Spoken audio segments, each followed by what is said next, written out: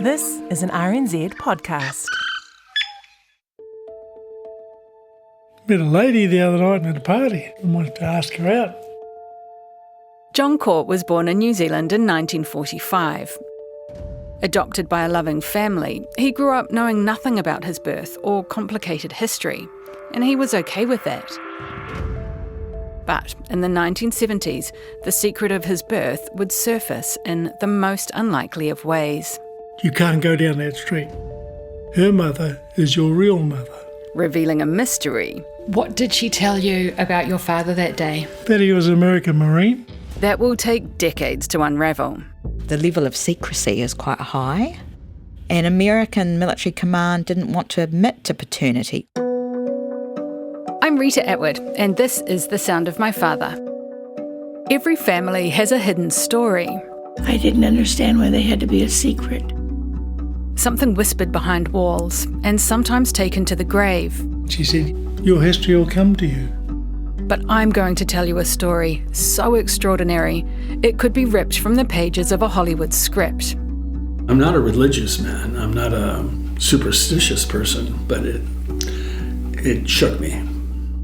When the discovery of a cassette with a 60-year-old recording reveals a voice from beyond the grave. I don't know when it was last listened to, if it's ever been listened to. I just have no idea. And sparks an epic journey of love, loss and connection. I do get a bit emotional about it. Yeah, thinking of the family. What have I missed? As he tries to answer the question that lies at the heart of all of us. Who am I? And where do I come from? You've come here as Manuhiri, but we're the same people.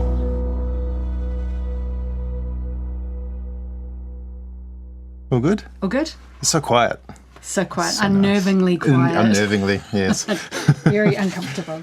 I'm at Industry Studio in Auckland, sitting nervously with Jason Fox, a sound engineer, and Brian Olding, a TV broadcast engineer, and I'm clasping the long-lost cassette belonging to my stepdad, John Court. John's a quiet, giant of a man who had no idea that in his cupboard, in a purse of old letters, this tape had been hiding for almost 30 years. Till I found it when I was nosing around. On it is a message from his father, Don Asher, an American Marine who was stationed in Aotearoa in World War II, a man John never met, and whose voice he's never heard. Now, John's given me permission to take the tape. Well, I'm going to get it digitised and I'm going to listen to it first. Is that okay? Yeah? Just so. But as I sit in the quiet, dark studio, literally holding John's history in my hands and about to put the cassette into Brian's specialist vintage tape deck, I'm feeling the pressure. This cassette here, it says Jean and John, November 81 and 68. The fact that we have a message from Don for John and his birth mother Jean feels so emotional, and this moment is weighted with so much anxiety for me. I mean, what if it won't even play? What if there isn't even anything on it? Or what if I'm opening up a Pandora's box that was supposed to stay shut? I think I've built this up as something huge. I don't know whether it is. But we've done the quality checks, and according to Brian, there are no issues. I would say it's in reasonable condition. So we're ready to go. Yep, we've got audio from the start, so okay. I think now is a good time to plug it in and... Hello, Jean and John. Okay, I'm stopping the tape right there. You're not allowed to listen to it until John does. What I will say is that from the moment I hear those first words, I'm in tears. Just hearing that beautiful voice, reaching out from the past, and thinking about what it will mean to John to hear his father's voice for the first time. Hello, Jean and John. And honestly, what's on it is completely unexpected. It still blows me away, how old would he have been? He would have been in his 60s, still sending update to his long-lost love, you know? Some of those recordings sound really old, so maybe the 1960s stuff. Yeah. Driving home, I really struggled to put into words how the tape made me feel. You can just hear the warmth and the love in his voice. What gets me is imagining, this was 1981, imagining him, imagining how he felt about John and Jean. Did he go into another room? Did his family know? Was it a secret? I feel like he was almost tormented by it. That there was this sort of tormented love. What was on the tape was so surprising. It made me realise how little I knew about Don. Who was the man behind the voice? And who was the woman he left behind? I know how much John wants to listen to the tape. I'm more interested in hearing what this tape has to say. It's quite interesting. But I can hear his voice. Yeah. I never heard his voice. But there is so much more we need to learn about the context of their relationship first. One thing we do know is that Don and Jean's love story wasn't fleeting. The fact we have the cassette and the knowledge they were still in contact over 35 years later proves it. I'm fascinated by their love story and really want to understand the forces that could have brought Don and Jean together back in the 1940s, and how it could be that decades later we're now sitting listening to a message recorded by Don for Jean and John. Now, about 15 years ago, John was actually part of a landmark study out of the University of Otago called Mothers Darlings of the South Pacific. It examined the social impact of wartime relationships between Indigenous women and US servicemen in the Pacific in World War II. They're young, they're beautifully dressed, they have an exciting, exotic accent. This is Professor Angela Wanhala of Kaitahu and Kati Māmoe descent. She's one of the authors of the study and, along with renowned historian Professor Judith Bennett, spent many years researching the legacy of these men and the impact on the estimated thousands of babies who were left behind, like John. The level of secrecy is quite high, and American military command didn't want to admit to paternity either. So if there's anyone who can help me understand the wider context, it's Angela. So I'm off to Otago University. I am in Dunedin. It is freezing. It is 2 degrees. I really want to find out what world Jean and Don were inhabiting. Yeah, I think Angela's going to be able to provide a lot of answers. Although finding Angela within the university will prove harder than expected. It's a bit of a rabbit warren, and I'm quite out of breath when I get there. Hi. I'm really impressed with myself. Because I was like, I can do this. No, I needed some help. I have so many questions for Angela, and we're going to be hearing a lot from her throughout the series. But let's establish some basic history first. From the north across these peaceful waters comes a shadow. Japan. This audio comes from a range of radio programs and films made in the 1940s. When Japan bombed Pearl Harbor in 1941, the Pacific suddenly became a major front in World War II. Japanese bombers continue to make vicious attacks on British and American bases in the Pacific. The United States took the lead in what was known as the Pacific Theatre, teaming up with Australia, New Zealand and Britain to divide the region into different military command zones. Aotearoa became part of a rear zone, a place where Marines, Navy and Army personnel came to train, receive medical treatment, rest and recover, and run headquarters and supply depots. The promenade deck of an American ship. The passengers don't play shuffleboard or deck tennis. They sleep or play cards. Soldiers and Marines are coming back from the fighting fronts of the South Pacific to New Zealand. So even though New Zealand wasn't on the front line, it was a crucial base for the Americans, and their presence transformed our society. Japan is marching through parts of Asia. You see the fall of Singapore, the bombing of Darwin. The war is very, very close. At last, war really comes to New Zealand. Japan strikes without warning. West, east and south. So the Americans are coming in as a saviour. So there's a real embrace of them. That attitude will change over time, but there is this sense that New Zealand might fall, and there's real concern and anxiety about that. I think you've got to also imagine the arrival of such large numbers of people between 1942 and 1944, it's estimated a total of 100,000 American servicemen are stationed in New Zealand. And they bring with them a whole different culture of engaging with people, which I think must have transformed interpersonal relations in such an interesting, but also probably very exciting way, particularly if you're a young person coming into the cities, as many did for war work.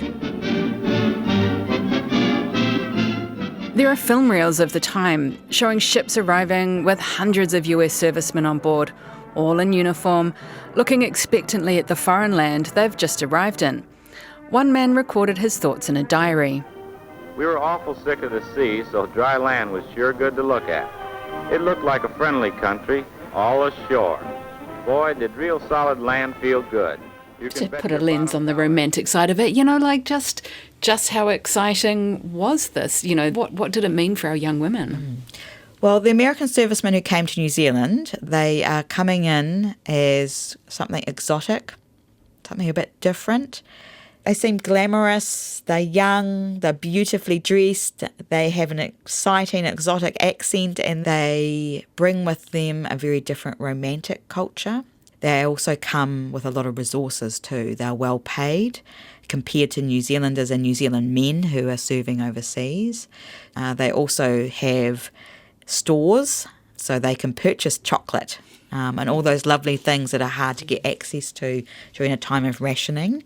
They're also more confident in comparison to New Zealand men. Spectrum presents The War Brides. The next bit of audio is from a Spectrum episode, the RNZ documentary series, and it's a New Zealand war bride reflecting on meeting her American husband decades earlier. And he was stationed at a Navy in Victoria Park. And I used to go every week to the dances there, and we used to be picked up by a truck and taken there, and he came down and asked if I'd go to supper with him, and then he said, could he take me home? And I says, we're not allowed to go home. So he says, well, I'll get permission. So he got permission to take me, and we started dating after that.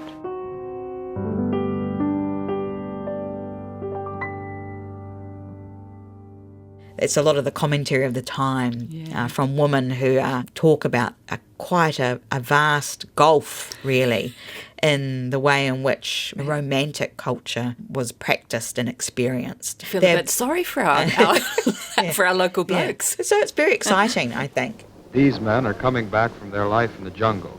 Guadalcanal, Tulagi, months in the islands seem more like years, and men are sent away for a much-needed rest. Some have been sick and go to large hospitals. Some have been wounded. They're probably looking for companionship, aren't they? They could be lonely. They've been away from home for quite some time. Yeah, it's really interesting to think about what it must have been like for them as young men who come to a part of the world they've probably never heard of, probably have no idea what they're going to encounter when they come to the South Pacific. Yeah, it must have been extremely interesting for them and also terrifying at some level as well to know how much longer is my life going to last? Is this the last day? I better make the most of it.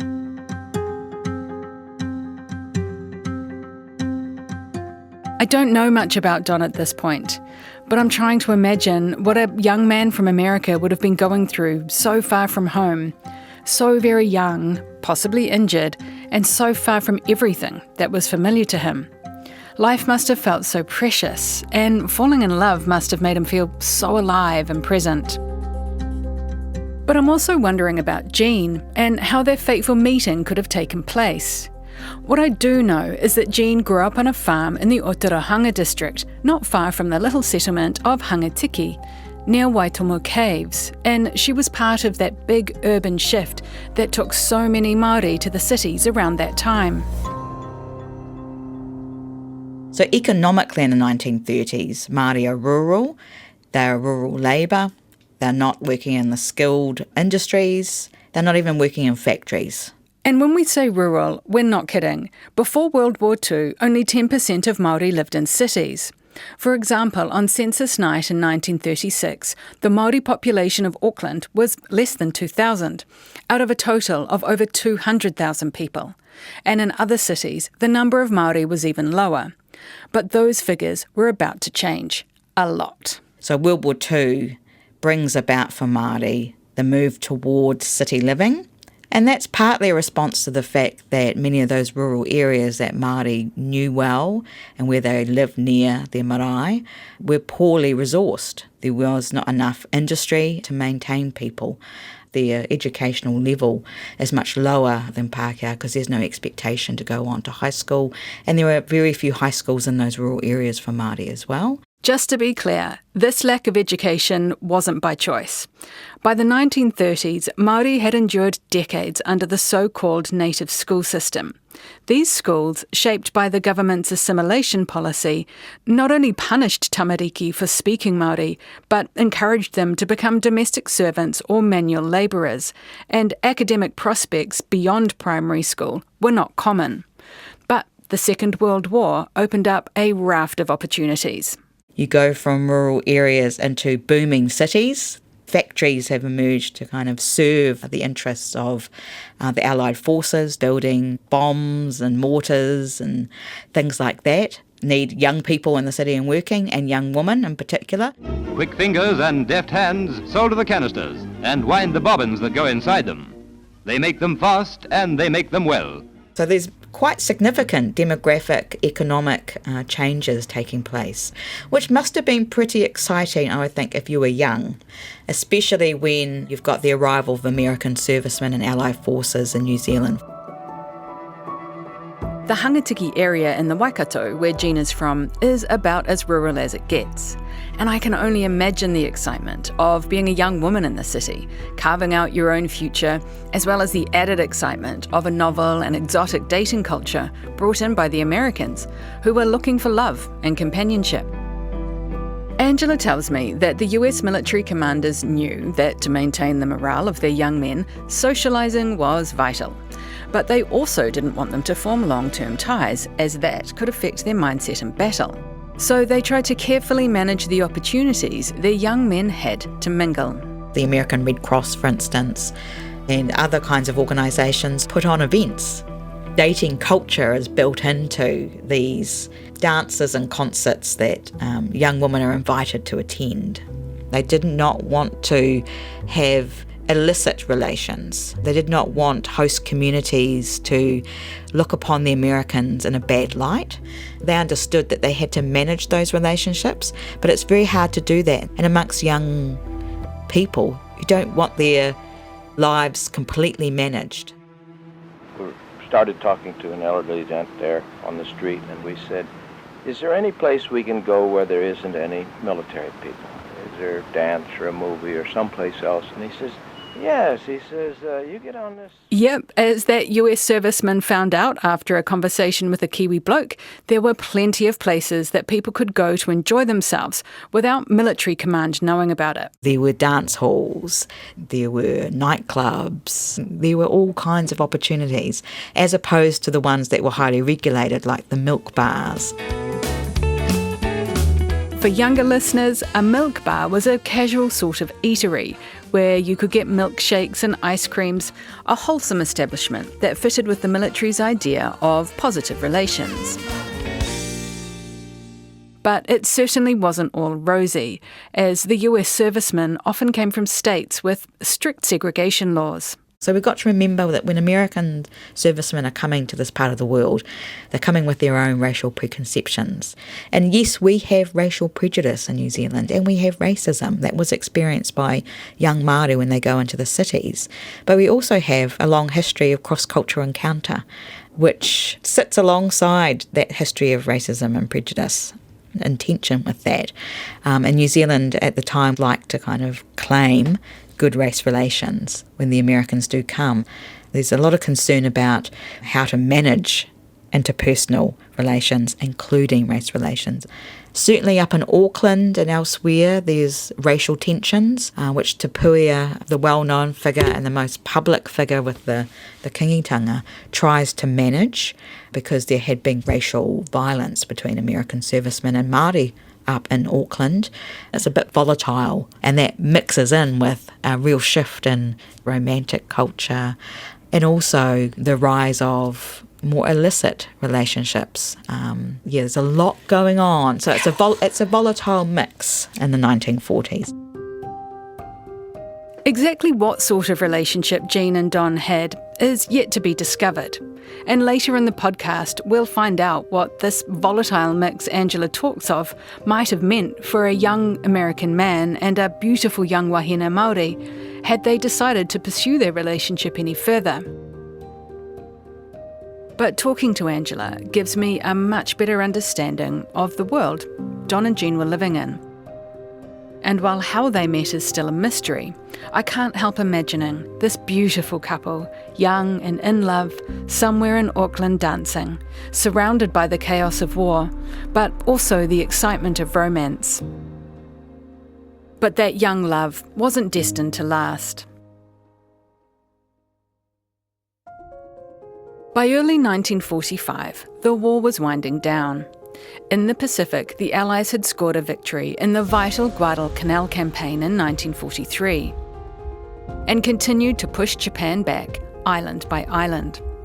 And while Japan kept on fighting till August 1945, throughout the early part of that year, many of the US servicemen in New Zealand were starting to get shipped out. We don't know what 22-year-old Don was thinking as the world was being reshaped around him. Whether he was longing for the US and his family, or dreaming of a new life with Jean. And we don't know what Jean was hoping for either. All we do know is that Don sailed away around March 1945, and it's likely he didn't know that Jean, who was 24, was pregnant with their son. In fact, it's possible Jean didn't even realise, given John wouldn't make his appearance in the world until close to Christmas. At a time when being an unmarried mother carried huge social stigma, Jean had limited options and gave John up to be cared for by another family, which we know was a heartbreaking decision for her. We've learnt that John had been adopted by Jack and Hilda Court. He was deeply loved, cherished by his parents, who were extremely protective of him, especially his dad. He wasn't happy about sharing me with anybody. And while he'd found out he was in fact adopted at 13, the news had no real consequence for him. I said, okay, you're still mum, you're still dad, I've got to go and play. And he certainly didn't suspect that his Auntie Jean was in fact his birth mother, or that his heritage was part of the impact of the US military presence during World War II, and he continued happily along with his life. His mum and dad, Jack and Hilda, went on to raise 3 more children through whāngai, the traditional Māori practice where children are brought up by other family or community members. So John's siblings were all from Jack and Hilda's wider whānau. They were all later formally adopted, but by the time John's first sibling arrived, he was about to leave home. And in his 20s, John had qualified as a plumber and his rugby career was taking off. In fact, he was such a high-profile player that he was on the radar for national teams, including the New Zealand Māori side, where the mystery of his birth would present itself again. Got picked for the Auckland Mariners and had to go to play an invitation game in Taranui against Colin Mead's Olympians. And we're standing on the side of the field waiting to run on, and Mary Queer's walking down, having a look at each player and saying something to each one or whatever, and then she gets to me and she just stands there and looks at me, and then she pokes me with a bloody walking stick. And I don't mean just a gentle poke, she poked me. Took the wind right out of me. Who you? You got blue eyes. And of course I had Walker Nathan standing in front of me, and Lally Haddon was behind. Well, they thought that was real. I got some crap over that. Just a quick side note on those guys giving John grief. Waka Nathan played 14 international tests for the All Blacks, never losing a game, and Lally Haddon was a loose forward playing for the North Auckland and the New Zealand Māori sides. So John was mixing with some pretty big names. Had you ever questioned where those eyes came from? Nope, I never ever wondered about it or anything. I had them. Ultimately, John's blue eyes would have no bearing on his rugby career, though his pride might have done some damage, because after a colourful exchange, when he got a last-minute call to join the NZ Māori side for a game, I said, well, you can tell Walker Nathan to stick his team up his arse. I don't play second fiddle to anybody. His national career was cut short. But this isn't a rugby biopic, though John did continue on as a very successful club rugby player and coach. And by the mid-70s, when John was in his late 20s, the secret of his birth was about to be revealed. John was recently divorced from his first wife and having dinner with his mum and dad when he inadvertently dropped a bombshell. I said, met a lady the other night at a party. I wanted to ask her out. More mothers are curious. What's her name? I said, that's Judy, I think, is it? And there was a bit of silence, and where from? I said, GI. Better sit down and have a talk to you. And what did she say? She said, you can't go down that street. You know, I told you you're adopted. Your mother's name was Jean. Her mother is your real mother. Yes, you heard correctly. John was about to unwittingly ask his sister out on a date. I said, and that's where it stopped. But you must have inwardly, that's a bit close, yeah. No, I didn't even really think about that either. It was just, You knew Jean was your mum. Yes. But you didn't even connect the dots until later. No. Okay. I'm obviously baffled that John isn't questioning more at this point, but there were actually a couple of Jeans in his life, and he had no idea that Judy was the daughter of the woman he knew as Auntie Jean. This wouldn't come up again until he was with his second wife, Linda. Linda was always poking at me. Don't you ever wonder where your attributes come from? Don't you ever wonder, da-da-da? And I said, no. I said, I'm quite happy with my mum and dad. I was happy in this world. Maybe if I wasn't happy in this world, I would have gone looking for a different world.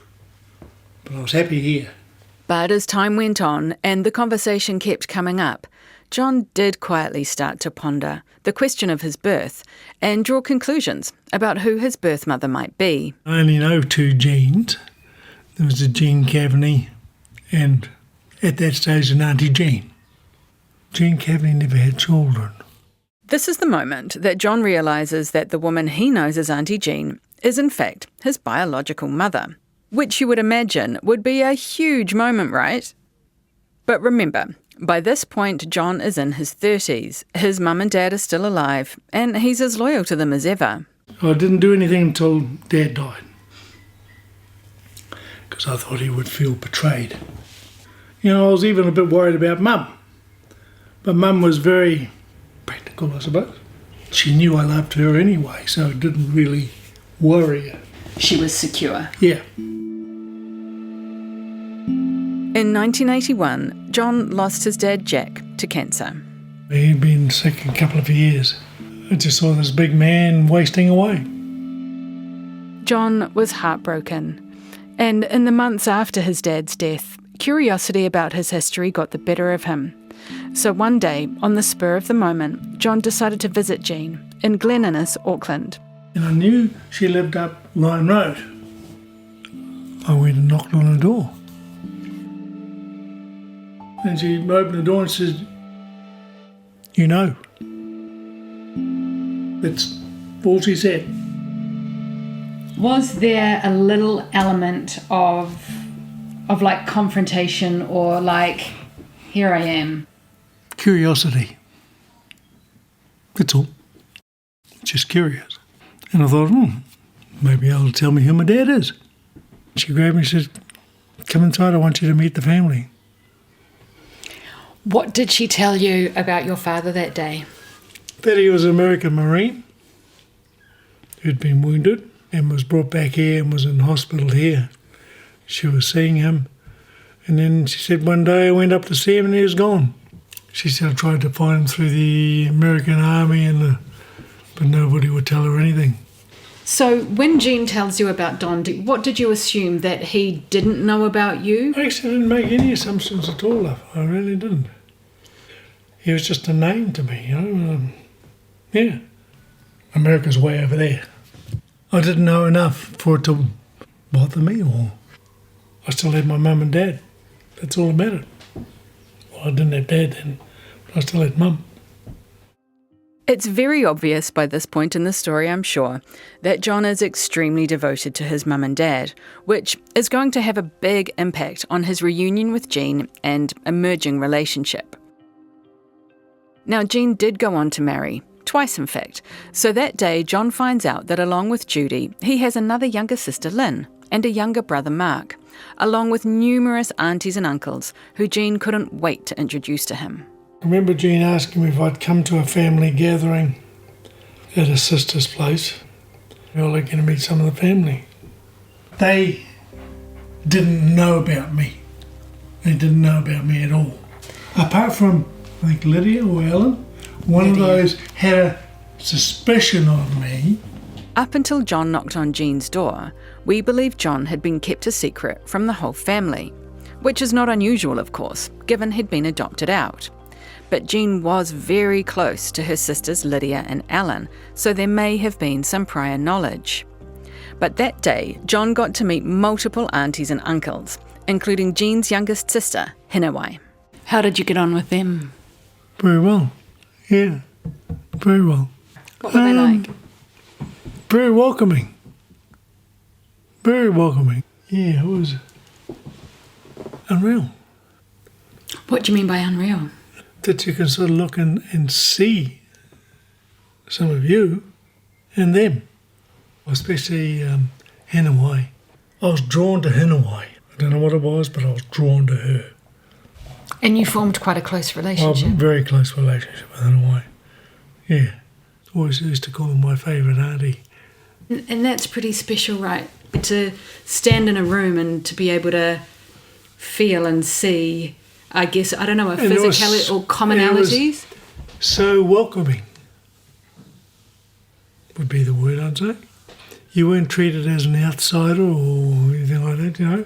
To me, there's a real beauty in this moment.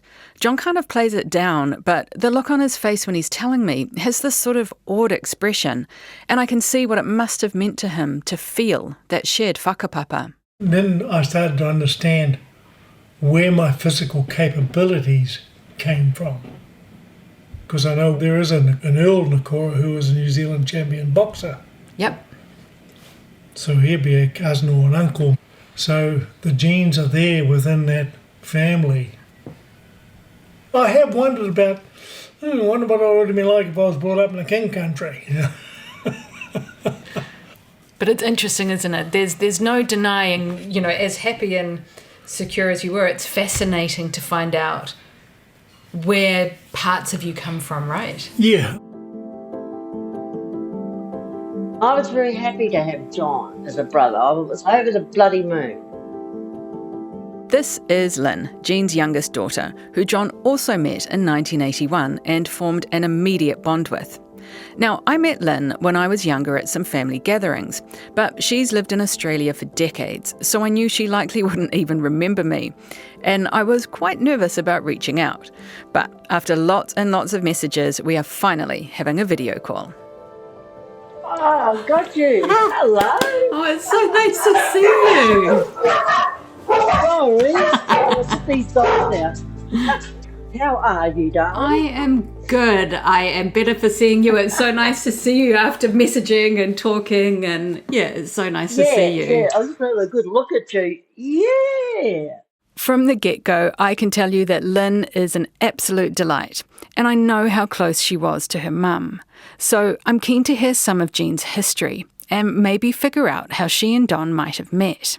She worked at the Waitomo Caves when she got older, and they went to Auckland, her and Auntie Lydia and Auntie Ellen. They were city people. So the three of them went together? Yeah, they were city people. They weren't into the country and all that stuff, you know.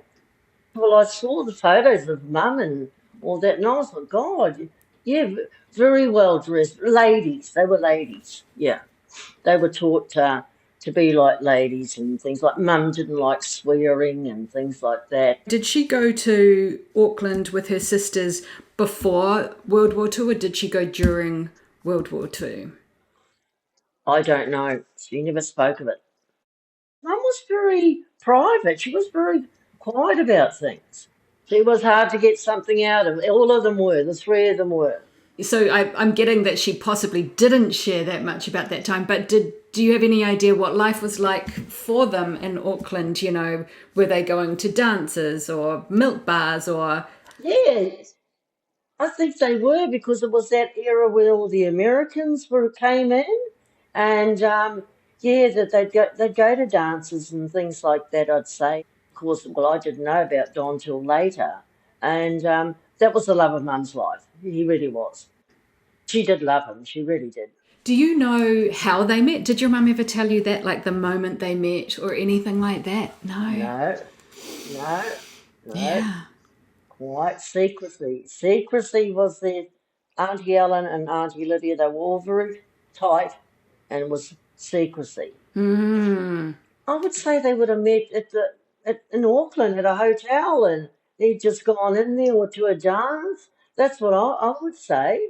We're no closer to knowing exactly how Don and Jean met, but based on Angela's historical knowledge and Lynn's memory of her mum, I like to picture Don spotting Jean across a crowded room, asking her for the next dance, and then waltzing her off her feet. I remember meeting Jean when she was in her 70s and still absolutely gorgeous, but I've seen photos of her when she was younger, and honestly, she looked like a movie star. I've put a few of the pictures I've got up on the RNZ website, so check out the show notes for a link. She's just a beautiful lady. I just love Mum. I love her to death. And she had a lot of style. She was a very good dresser. She had the biggest heart. She would help anybody. It's a shame they didn't help her back, though, isn't it? Mum was a very kind person. I think Mum was too kind for her own good, and she took things to heart if someone said something. And that's what I think with John. You're not supposed to be pregnant, and you haven't got a man with you. She said you were blacklisted. The stigma unmarried mothers faced in the days Jean was pregnant with John was huge, and something we're going to talk more about in the next episode. We know that Jack and Hilda Court had John in their care from the time he was a very young baby, and when he was around 18 months old, they formally adopted him. But based on photos, we also know that some kind of arrangement was made where Jean could still spend time with John. Mum said to me, I kept my promise, they didn't keep theirs. And when they moved away without telling Jean when John was about 7, it was devastating. She went to take presents to see John, and they'd gone. John's pretty philosophical about this. The fact that Jack put a stop to Jean's visits and then moved without letting her know where they were going. And he accepts and understands the fact his dad withheld the information out of love, protection, a desire to keep their boy to themselves. But looking at it objectively, it must have caused so much hurt for Jean. I'd just, love to know what it was like, finding out about this long-lost brother and what your mum was like and how it affected her. She was very upset. She felt very guilty, I could see, because when Mum spoke, she said, I've got to tell you something, and she's looking down, I've got a son, and she was upset that what happened with John, that she couldn't look after him. She really, really was, and I know she loved him. She didn't do it on purpose or anything like that. She was just really upset. She was happy to see him and everything and all that, but not happy with herself and what happened with John. Having to give up the baby she loved, who was fathered by her lost love, must have been a huge emotional burden to bear. And it's hard to imagine being in Jean's position, reunited with John as an adult, where, as we all know, those reunions aren't always straightforward. But for John and Lynn, it was an instant connection. I was over the moon. I was, going to give me a hug and a kiss, and I was really happy. John and Lynn are still in contact today. And while we could have talked for many more hours, we've been nattering long enough. So we leave it with a promise to catch up again soon. And give my love to John and your mum, okay? Bye. Okay. Bye. Thanks, Rita. Bye. What I will say is that talking to Lynn, I did learn more about Jean's life, and some of it is extremely upsetting. Given how private Jean was, I feel like I can't say more till I talk to her other children. I will be reaching out to them, because based on what Lynn told me, what Jean went through after she lost Don is so important in helping us understand who she was. Back in 1981, while John formed an immediate bond with his Auntie Hinawai and Lynn, he struggled to form a connection with Jean. As time went on, she was trying to grab more of my time. When you're coming to see me, we wanted to come and have dinner, and I was uncomfortable with that. I can see that you are completely loyal to your mum and dad. Do you think that made it hard to connect with Jean? Yes, because they were foreign to me. I suppose it's different if I was unhappy with where I was. It may have been different. But I was very happy with where I was. I was very happy with who I was. Looking back, can you see that it came from love? Probably, but I probably didn't appreciate that because they wanted me to be lovey-dovey and I couldn't be lovey because I didn't know them. Which I'd say is pretty common for kids who've been adopted, right? You don't just turn it on like that. You turn the switch on and say, oh, hello, Mum. How did Hilda feel around that time that you were getting to know, I guess, your aunties, your siblings? Well, I never actually spoke to Mum about it. Whether Jean said something to her, I don't know, but I just thought I didn't want her to feel betrayed, or is that the word, or any less, she's my mum.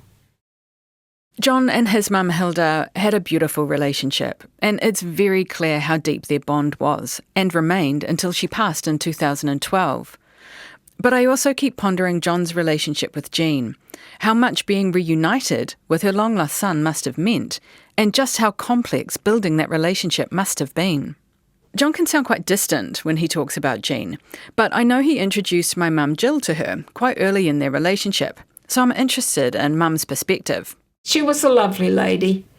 She was a beautiful woman, very refined. What were they like together? I'm not saying he was standoffish, that's the wrong word to use, but she would have thrown her arms around him and he would have just been John's normal stand there. How did Jean look at him? How did Jean look? Adoringly. There was absolutely no mistake in how much she loved him. I do remember John saying to me, and not in an unkind way, him just saying to me, they want more from me than I've got to give. I don't even see my own mum that much. Why do you think he found it hard to connect with Jean, I guess?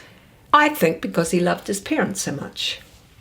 I mean, there was no doubt of his love for his mum and dad. They were not a demonstrative family. But you sort to see Hilda and John together, there was just no mistaking the love there, a quiet love, but he was her boy. And I feel for everyone in that situation, because you can only imagine, you're a mum, you've birthed 3 children, to give birth to somebody. It doesn't matter whether you've been separated. Jean must have just been so happy to be. I can absolutely see both sides. I suppose once he was back in the picture for her, I think she was hoping, that's how I feel, she was obviously hoping to see him more regularly. When you're starting off as an adult trying to form a bond with your mother, you're just 2 strangers. This is Dr. Erica Newman, one of Professor Angela Wanhala's colleagues, whose research focuses on Indigenous perspectives of adoption, whāngai, kinship and identity. Erica's of Ngāti Hine and Ngāpuhi descent, and I'm really keen to hear her expert perspective on John's story and his difficulty forming a relationship with Jean. Oh my God. So I am lost again at Otago University. I'm normally much less friendly. As the daughter of a Māori adoptee herself, Erica is keenly aware of the challenges in building bonds later in life. For an adoptee and a mother who's given up her child, how fraught are those relationships? They are quite fraught, and it takes a long time to build a bond with somebody. We build bonds with our children, and then as they get older you think, oh, for goodness sake, will you just move out of home? But love you forever, but no. But you've got that kind of that ongoing relation, and it builds and it continues to build. To find out at 37 or however old that this is actually your mother, to build that bond with that person is a totally different way of building a bond. It's slow. It has to take the time that it's going to take. He's got life experiences. He's got his own idea of his parents. And with Jack not being very happy about Jean remaining in John's life, it could be something there that has barriered him a little bit. He's put up a wall because that Dad wouldn't like this. And also, she had a lot of trauma that she's dealt with, not only going through the pregnancy herself and then giving birth to John, then going through the adoption and the family moving away and not knowing where they are. You know, John would have been in her mind always and forever. So they've both gone through trauma, so having to deal with it and coming to a way where it works for both of them is probably something that didn't happen, which is unfortunate. And how common would that be? I think it can be quite common. Complicating that process was the relationship Jean had with John in his early years, which he didn't realise was significant until he was much older, but would have only cemented Jean's love for John. I've always been interested in the arrangement that was made between John's adoptive parents, Jack and Hilda, and Jean. We know that John was legally adopted, and though this was before the 1955 Adoption Act, which formalised closed adoption, in the 1940s Jean would have had limited legal rights when it came to John, yet it's clear she did have some access. Now, whāngai was and is common practice in Te Ao Māori, in Māori culture, where children are raised by other family or community members and brought up with the knowledge of their whakapapa or genealogy. To be clear, Jean and Hilda were strangers before John brought them together, but I did wonder whether the belief system in Te Ao Māori might have informed the situation. It could be that it was an informal arrangement to begin with. Once Hilda and Jean met, they may have formed some sort of relationship, taking care of the baby, and it sounded like John's father maybe wasn't so keen on the relationship with Jean, but Hilda, her Māoritanga was probably coming into play. It's like, no, this kid needs to know. It's always hard to know what people are thinking at the time, but we can possibly make assumptions. As we learnt, Jack put a stop to the visits when John was around 7. But after Hilda and Jean bump into each other in Glen Innes a few years later, John came home one day to find the two women in the lounge together, and the visits restarted, with Jack none the wiser. This strikes me as something quite special. The two mama meeting in secret to share news of the boy that unites them. But at the same time, I'm sure this was a complicated relationship with deep emotions on both sides. Erica's own mother was born in 1948 and later adopted, and the connection to her whānau severed. And Erica's been on her own, sometimes difficult journey to find and connect with family. So part of her research focuses on the impact of being disconnected from your iwi and whakapapa. Or you're lost. Not only you've got that loss of you don't know who you connect to, but your iwi have a loss. They have a ghost. There's somebody that's supposed to be there. Now, this is something we're going to talk to Erica more about over the series, because as John's gotten older, I can see a longing for more knowledge in his eyes. And while John's relationship with Jean was, shall we say, fragile, his relationship with his auntie Hinawai was solid and loving, right up until she passed in 2022 at the age of 85. With Hinawai's passing, a tie was severed. But John still feels a pull whenever he heads south. There was just a magic between us two. I still want to go sideways. Yeah. But she's not there anymore. When John says sideways, he means pulling off State Highway 1 towards Otarahanga, where Hinawai lived. Do you feel a connection to down there? Do you feel... Yes, I do. More so than up north. But down there, I felt very at home down there. Very. Helping John understand that connection is part of why I wanted to make this podcast, to unravel his history But I can also sense some quite conflicting emotions and that there's something holding him back. And as I drove home from Mum and John's, I tried to put into words what I was sensing from him. In the last few years, what I have noticed, well, not the last few years, probably the last decade, is that John has shown more of an interest in his heritage, but that it feels a little bit out of reach. And he has talked for many years now about wanting to get his ancestry carved on a tokotoko. He's had these incredible taonga carved for my sisters and I, which is such a powerful representation of who he is, and they hold so much of him in it. And I also knew how much he loved Hinawai and spending time down there, and how much that relationship meant to him. So I could see in his eyes how much knowing who he was important. John has never spent time on the marae connected to Jean and her whānau, and doesn't know much about his tupuna, his ancestors. I don't think he can quite articulate how he feels about wanting to connect with his whakapapa, so I'm really operating on a gut feeling here. But I can sense that the Kōwaio journey feels big and daunting for him. But I'm also aware of who I am as a Pākehā woman and where I stand. It's not my journey to take, yet I do want to help John on his journey. So I've reached out to a friend and colleague who I know shares the same iwi, Ngāti Mani o Poto, and has some connections to the Nikora whānau, so I'm hoping I might be able to open some doors for John.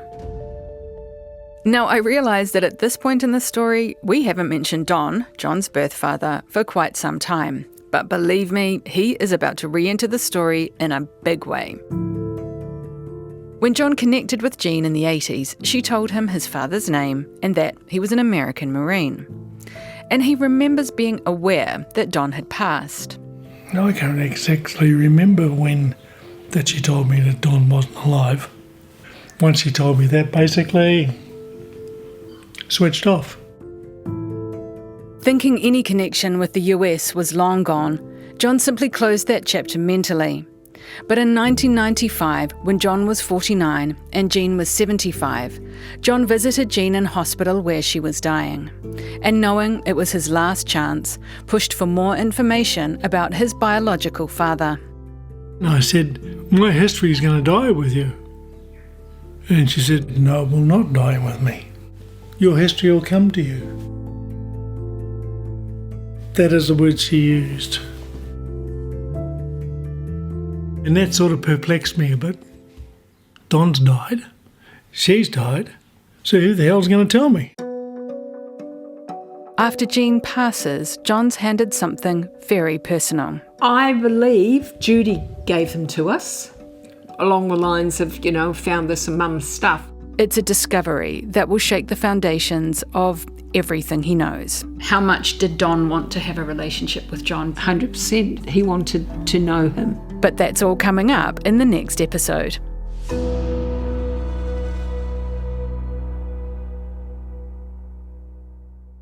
Thanks for listening to The Sound of My Father, made by Riot Works for RNZ. This podcast was hosted and written by me, Rita Atwood, in collaboration with my amazing co-producer Joanna Walcott.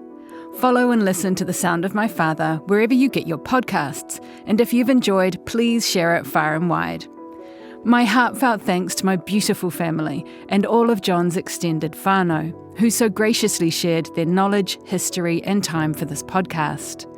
To Professor Angela Wanhala and Dr. Erica Newman at the University of Otago for their invaluable knowledge and wisdom. And to Ngā Taonga Sound and Vision and Archives New Zealand for some of the audio used throughout the series. A massive mihi to Eugene, the cultural advisor and vital collaborator on the project, and to Brian Olding and Jason Fox for digitising the tape with such care. And of course, a huge thanks to the incredible team at RNZ. The wonderful Liz Garton was the producer, Daniel Hurley and Ben Pearce were the audio engineers, and Jane Joyce was the graphic designer. Tim Watkin is RNZ's executive editor audio, and Brianna Juritich-Grieg is the production coordinator. To discover more about John's story and family, you can see my photos on the RNZ website rnz.co.nz/podcasts. And check out all the other great RNZ podcasts while you're there. He kōna mai.